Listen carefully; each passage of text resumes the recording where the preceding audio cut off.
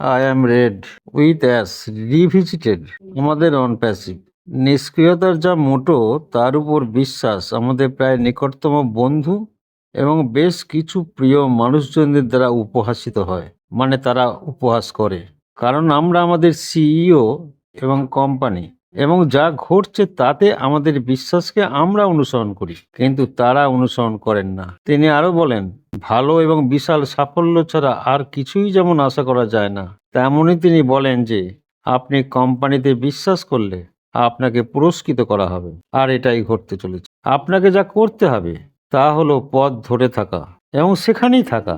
তিনি বলেন, এমন অনেক লোক আছে এবং তারা যে কতটা অনুগত তা দেখে তিনি অবাক হয়েছিলেন, এবং তারা আসলে যে অনেকটা জানেন তা দেখে হতবাক হয়েছিলেন। এটি অবশ্যই অনপ্যাসিভের নিবেদিত প্রাণ অনুসারীদের প্রতি একটি বড় ইঙ্গিত। আপনি একজন প্রতিষ্ঠাতা, সহযোগী বা গ্রাহক যাই হন না কেন, তিনি অবশ্যই আমাদের সকলকে স্বীকৃতি দিচ্ছেন যারা যাত্রায় ছিলেন এবং অনুগত ছিলেন। তিনি যা অর্জন করার চেষ্টা করছেন তার প্রতি তিনি বুঝতে পারেন যে আনুগত্য একটা বিশাল বিষয়, এবং তিনি অবশ্যই এমন একটি অবস্থানে থাকবেন যেখানে যারা অনুগত ছিলেন তাদের পুরস্কৃত করা হবে, কারণ তিনি বলেন মানুষকে সমর্থন করাটা একটা সতেজ অনুভূতি। তিনি বলেন তারা আপনার ধারণার চেয়ে অনেক বেশি জ্ঞানী এবং শিক্ষিত।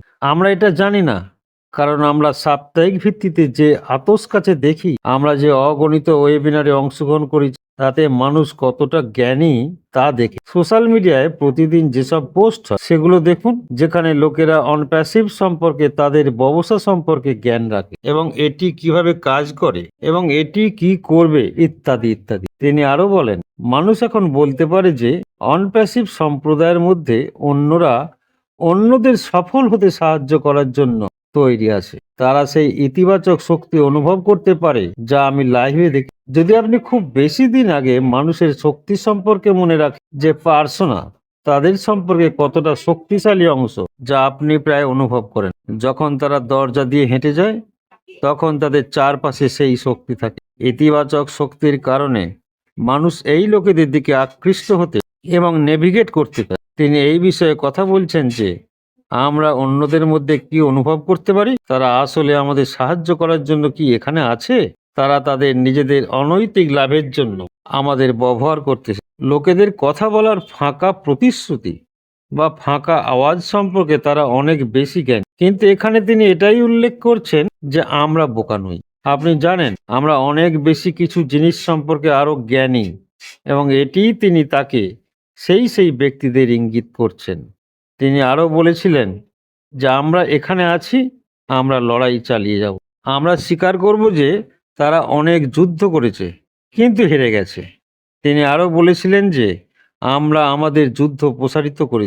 এর অর্থ হলো আমরা বেশ কয়েকবার পিছিয়ে পড়েছি বা পরাজিত হয়েছি, কিন্তু আমরা সবাই সেই কাজ করতে পেরেছি। তিনি অবশ্যই খুব আত্মবিশ্বাসী ছিলেন যে যুদ্ধে ফ্রন্টকে সম্প্রসারিত করে অনপ্যাসিভ ফ্রন্ট এমন যুদ্ধ চালিয়ে যাবে। তিনি বলেছিলেন যে আমরা এমন কিছু শব্দ করতে যাচ্ছি ব্যাপকভাবে ইতিবাচক উপায়ে, যে শব্দ ইতিবাচক তিনি অনপ্যাসিভের দ্বিতীয় ধাপ তৈরি করে উদ্বোধন করতে চলেছেন। তিনি যে আওয়াজ সম্পর্কে কথা বলছেন তা হলো একটি ইতিবাচক শক্তি। সেই ইতিবাচক শক্তি এবং এগিয়ে যাওয়ার আওয়াজ সম্পর্কে তিনি মাটি এবং কৃষির দিকে ইঙ্গিত করছেন। আসুন আবার পপ আপে ফিরে যাই। ওইসেতে যা বলা হয়েছে, তিনি এখন পরিবর্তনের কথা বলছেন। আমি বহুবার বলেছি যে বিশ্বাসের পরিবর্তন আসবে। আমরা কতবার বলেছি যে আপনার জীবনে এই পরিবর্তন অনপ্যাসিভের সাথে একই রকম কিছু পরিবর্তন হবে, যেটি একেবারেই অনিবার্য। তবে এটি এমন কিছু যা আমাদের গ্রহণ করা উচিত, কারণ সেরাটি এখনো আসেনি। তিনি বলেছেন, নিঃসন্দেহে যা আসছে তা অনেক ভালো। আমরা বলেছি এটি ইতিবাচক হতে চলেছে, এটা আমাদের জন্য আগের চেয়ে ভালো হবে। মার্টি এবং ক্রিসের ব্যাপারে তিনি বলেছিলেন যে ইতিবাচক আওয়াজ আসবে, তা সেই পরিবর্তনের অংশ। আমরা এই পরিবর্তন থেকে হতবাক হব। আমাদের হয়তো প্রশ্ন থাকতে পারে, কি ঘটছে? আমরা নিশ্চিতভাবে তা হয়তো জানি না, কিন্তু আমরা জানতে পারবো যে সেই পরিবর্তনের ঠিক কি হতে চলেছে। আমি রেড ফার্ন।